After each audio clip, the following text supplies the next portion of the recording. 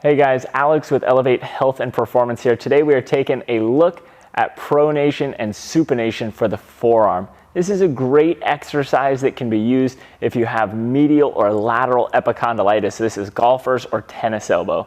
Oftentimes, the tissues that control that rotation can get stiff or gritty, especially if we're spending hours a day sitting in front of a keyboard or doing very fine motor tasks that require a lot of tension in the arms here. So we're going to look at stabilizing the elbow. We're going to look at the range of motion that we use.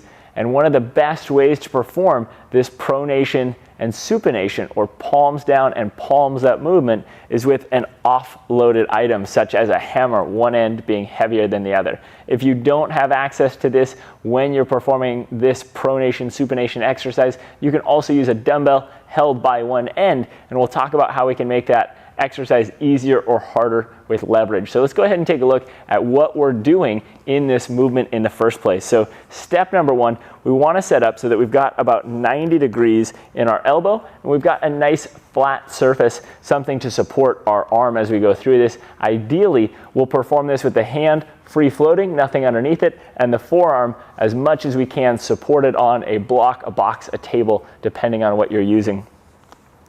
We're going to look at a 180 degree rotation, starting with the palm up.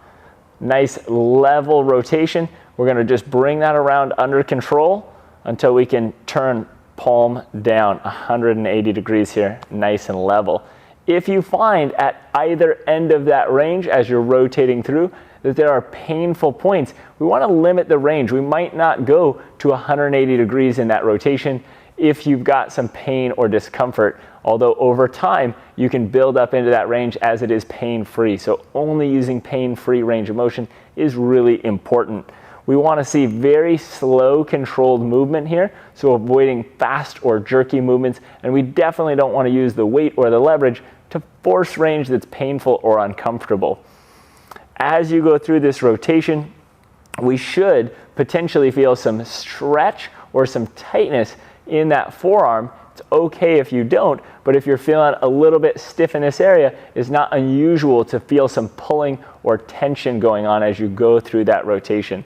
If you don't have a hammer or an offloaded item such as a hammer, you can actually grab the end of a dumbbell and do this same rotation, changing the weight over time as you improve the strength and tissue quality in your forearm. If you are using an offloaded item such as a hammer and you find that this is particularly stressful or you can't perform it pain-free, you may try bringing your hand closer to the center of the hammer. That's going to lighten the leverage, make this item not as heavy for our forearm as we go through that rotation, and it's a very good option if you're finding that particularly uncomfortable. Again, we only want to use pain-free motion. So go ahead and give that a go, see what you think.